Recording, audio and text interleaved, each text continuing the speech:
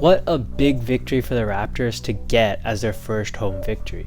The season is young, but every win counts, especially those wins that come from outstanding play and wins before Siakam's return.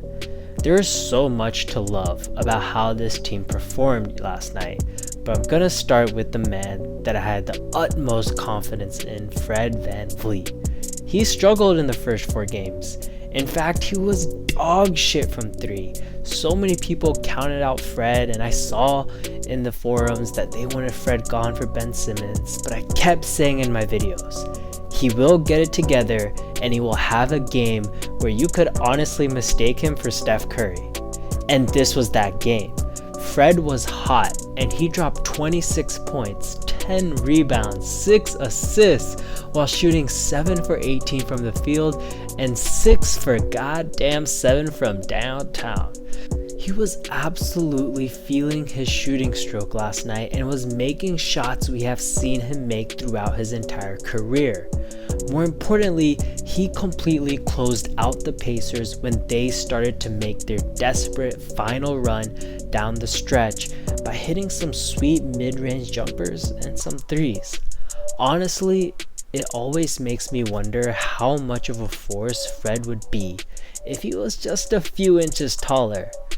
But he was spectacular last night and more than made up for his mistake the other night. However, outside of Fred, we saw the defensive potential flash for the Raptors. It seemed like the entire game, the Raptors were playing with a higher intensity that we have seen from the entire season. And as a result, they were disruptive and forced 22 turnovers. After the first quarter, I honestly thought OG was going to drop 40 tonight.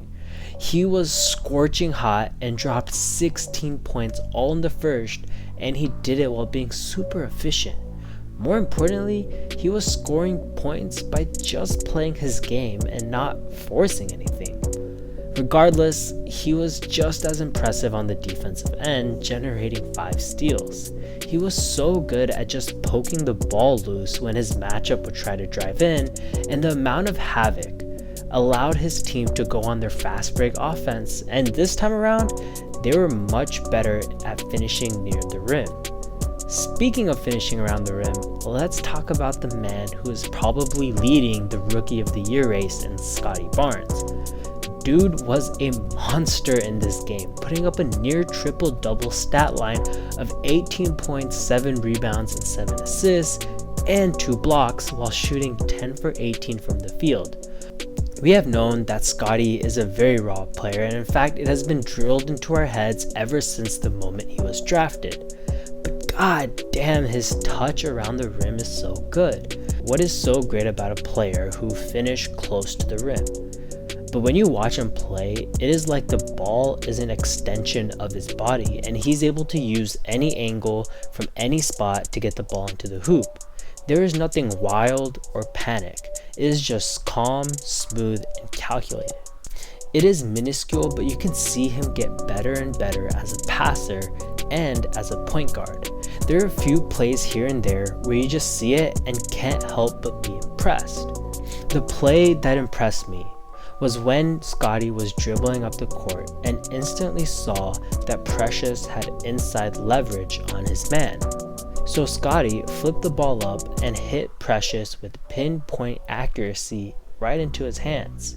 It does not sound all that flashy or impressive, but it is one of those passes that takes recognition, which is the hardest part for young players, and elite touch to get the ball exactly where it needs to be.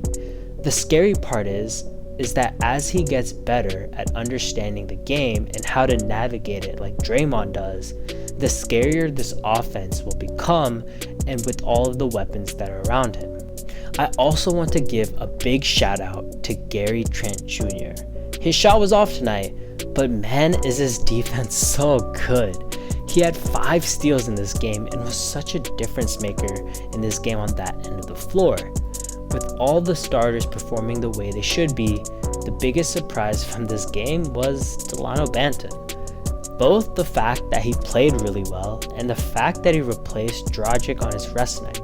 it pretty much solidifies that Banton has surpassed Malachi Flynn on the depth chart and begs the question about Flynn's future with the Raptors. Seriously, if Dragic was to get traded, Banton would immediately take his spot. I mean, his biggest weakness was his shooting, and yet this motherfucker dropped much needed threes. As soon as Nick Nurse deployed his all-defense, bad offense lineup, the Pacers switched to a zone that requires shooting to break it. And right after they switched, Svi hit a three, and then Banton followed him up with one of his own, which forced the Pacers to stop playing zone. That second three by Banton was huge because it spooked the Pacers into not playing zone anymore. That was not the only thing that was huge. Banton's size is also daunting for the other team. Pause. How do you guard a 6'9" point guard? If he can realize his potential and the Raptors can develop his shot, then he could be a freak of nature and the last piece to Toronto's Great Wall. Speaking of bench players, I kept telling y'all that Svi is looking impressive, and boy was he great tonight. Out of everyone on the floor, it speaks volume when Svi is the most annoying player on the court. This was all around such a great game and really fun to watch. But now the Raptors got the Orlando Magic up next, which also kicks off a torrid stretch on the road. This game is easy, but it is also very critical, as it would put the Raptors back to .500. Winning games against easy teams helps a lot in the standings. The Raptors should not be like the Lakers, who just lost to the Oklahoma City Thunder.